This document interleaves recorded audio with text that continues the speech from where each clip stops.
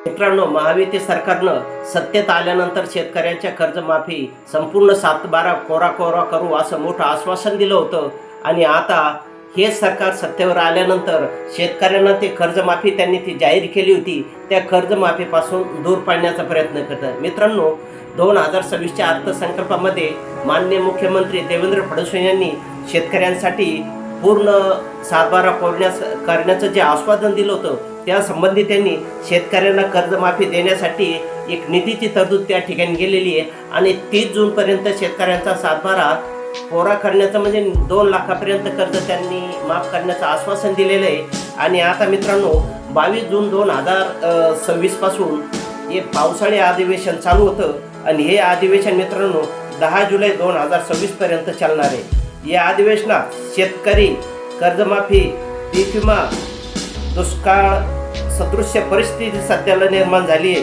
खते, बी बियाणे टंचाई आणि शेतकऱ्यांचा हमी भाव यासाठी याच्यात मोठे मुद्दे गाजणार असल्याचं मित्रांनो आपल्याला दिसतंय. आता महाराष्ट्रातील लाखो शेतकऱ्यांसाठी एक महत्त्वाची बातमी समोर आली आणि ती मध्ये 22 जून पासून मुंबई येथे शेतकऱ्यांसाठी जे काय पावसाळी अधिवेशन होतं आणि त्या अधिवेशनामध्ये शेतकऱ्यांचा जो मुद्दा होता तो मुद्दा गाजण्याची शक्यता या ठिकाणी जास्त वर्तवण्यात त्यांनी.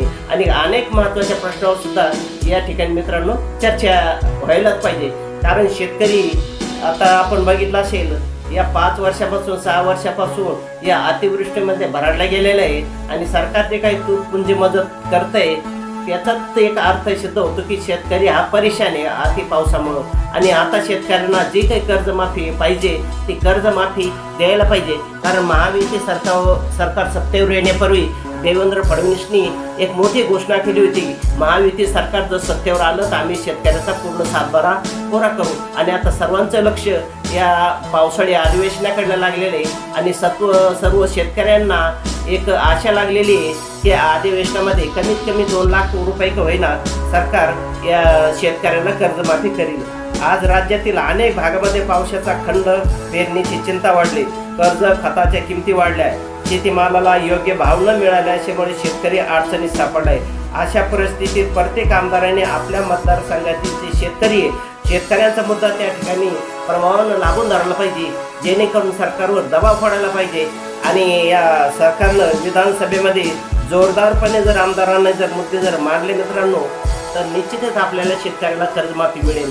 म्हणून या व्हिडिओच्या माध्यमातून जे काय प्रत्येक शेतकरी मित्रांनो, आपण आपल्या मतदारसंघातील जो प्रतिनिधी निवडून दिलेला आहे तो आपले प्रश्न, आपल्या समस्या सोडवण्यासाठी आपण विधानसभेमध्ये, विधिमंडळामध्ये पाठवतो आणि त्या ठिकाणीच या सर्वांच्या प्रश्नांचं उत्तर त्या ठिकाणी सरकारच्या माध्यमातून दिलं जातं. म्हणून तुम्ही तुमच्या मतदारसंघातील जो तुमचा आमदार असेल त्या आमदार महोदय साहेबांना एक विनंती करायची की तुमच्या सरकारनं सत्तेत आल्यानंतर शेतकऱ्यांचा 7/12 कोरा करू म्हणून आश्वासन दिलं होतं, पण आता कमीत कमी त्यानंतर सरकारनं 2 लाखाची घोषणा केली. ही घोषणा तरी अंमलात आणावी आणि 2 लाख रुपयांची कर्जमाफी सरसकट शेतकऱ्यांना द्यायला पाहिजे. ही एक त्यांनी मागणी जोर लावून धरायची आणि तुम्ही सुद्धा तुमच्या आमदार महोदयांना अशी विनंती करायला पाहिजे. शेतकऱ्यांचे सर्वात मोठे संकट म्हणजे वाढते कर्ज. अनेक शेतकरी बँका, सहकारी संस्था आणि खाजगी सावकाराच्या कर्जाच्या ओझ्याखाली शेतकरी दबले गेले. यामुळे या अधिवेशनात सर्वपक्षीय आमदारांनी एकत्र येऊन संपूर्ण कर्जमाफीचा हा मुद्दा सरकारपर्यंत लावून धरला पाहिजे. मित्रांनो, शेतकऱ्याला कोणतीही जात नाही. शेतकरी हा जगाचा पोशिंदा आहे, देशाचा पोशिंदा आहे आणि प्रत्येक याचा कुटुंबाचा पोशिंदा शेतकरी आहे. आणि या शेतकऱ्याला कोणती जात नसते, पात नसते. म्हणून या विधानसभेतले जे काही आमदार असतील ते कोणत्याही पक्षाचा असो, त्या सर्व आमदारांनी शेतकऱ्यांचे जे काही मुद्दे ते मुद्दे लावून धरायला पाहिजे. आणि या शेतकऱ्याच्या प्रश्नावर कोणीही असो सर्व आमदारांनी एकत्र यायला पाहिजे आणि जी काही घोषणा केलेली आहे किंवा इतर काही समस्या असतात शेतकऱ्याच्या, त्या समस्या सरकारच्या कानावर घालायला पाहिजे. आणि आपल्या मतदारसंघाचे जे प्रश्न आहे ते या पावसाळी अधिवेशनामध्ये ते सोडून घ्यायला पाहिजे. याशिवाय पीक विमा भरपाई तातडीने देणे, नैसर्गिक आपत्तीमुळे नुकसान झालेल्या शेतकऱ्यांना मदत, सिंचन प्रकल्पांना निधी, शेतमाल खरेदी केंद्रे सुरू करणे आणि हमी भावाचे प्रभावी अंमलबजावणी हे जे काही विषय आहे हे शेतकऱ्याचे विषय त्या ठिकाणी या आमदार महोदयांनी लावून धरायला पाहिजे. शेतकऱ्यांनी निवडून दिलेले आमदार हे केवळ राजकारणासाठी नसून जनतेचा आवाज सरकारपर्यंत पोहोचण्यासाठी असतात. त्यामुळे प्रत्येक आमदाराने आपल्या मतदारसंघातील शेतकऱ्यांच्या समस्या सभागृहात मांडून सरकारवर एक दबाव आणून हे समस्या त्या ठिकाणी सोडवल्या पाहिजे. तेव्हाच बळीराजा कुडा मित्रांनो या संकटातून वाचू शकेल. कारण बऱ्याचशा दिवसांना अतिवृष्टी असेल, अनावृष्टी असेल, यामुळे शेतकरी आता यावर्षी पाऊस नाही, त्यामुळं खूप मोठ्या संकटात शेतकरी सापडलेला आहे. जर सरकारने शेतकऱ्याच्या मागण्याकडे जर दुर्लक्ष केले तर विरोधी पक्षासह सत्ताधारी पक्षातील आमदारांनी शेतकऱ्यांच्या हितासाठी ठाम भूमिका घेणे गरजेचे आहे. कारण शेती टिकली तरच ग्रामीण व्यवस्थेला मित्रांनो चालना मिळेल. या अधिवेशनातून शेतकऱ्यांना कर्जमाफी, आर्थिक मदत आणि विविध योजनांबाबत मोठे निर्णय मिळतील अशी शेतकऱ्यांना अपेक्षा आहे. आणि शेतकरी या कर्जमाफीसाठी या अधिवेशनाकडे जे की 22 जून पासून म्हणजे उद्यापासून चालू होतं यांच्याकडे डोळा लावून शेतकरी बसलेले आहे. तुमच्या मते अधिवेशनात सर्वप्रथम कोणता शेतकऱ्यांचे प्रश्न मांडला गेला पाहिजे या मित्रांनो तुम्ही या ठिकाणी कमेंट करा. तुमचे मत कमेंटमध्ये नक्की सांगा. आणि व्हिडिओ जर आवडला तर जास्तीत जास्त शेअर करा.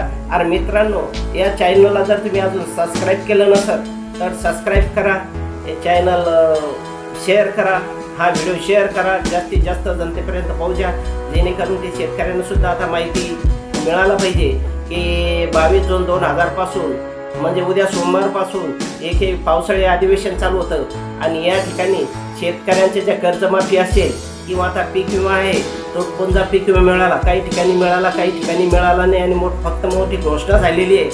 तर हे जे काही मुद्दे हे तुमच्या प्रतिनिधींनी या विधान भवनामध्ये ज्या ठिकाणी जनतेच्या हिताचे निर्णय घेतले जातात, कायदे बनवले जातात, या ठिकाणी तुमच्या मतदारसंघातील आमदार तुमचे प्रश्न मांडतो किंवा नाही मांडतो त्या संबंधी तुम्ही आमदारावर लक्ष ठेवायला पाहिजे.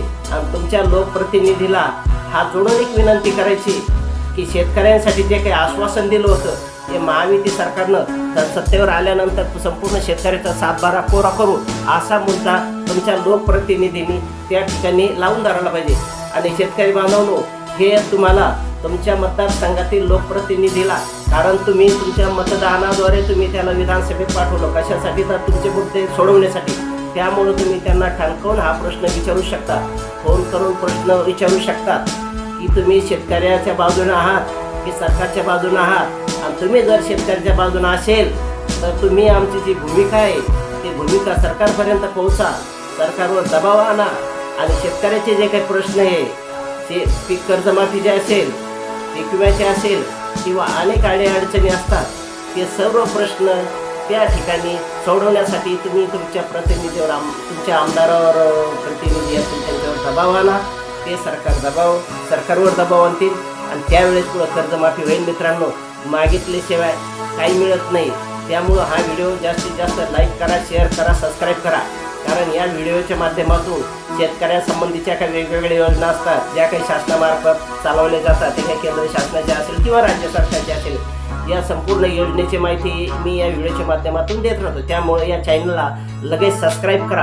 आणि हा व्हिडिओ कसा वाटला मित्रांनो या ठिकाणी तुम्ही जास्तीत जास्त कमेंट करा. तुमच्या मतदारसंघातील आमदार हे तुमचे प्रश्न त्या ठिकाणी उपस्थित करतो किंवा नाही शेतकऱ्यासंबंधी, यामुळं जास्तीत जास्त कमेंट करा आणि हा व्हिडिओ जास्तीत जास्त शेअर करा. धन्यवाद.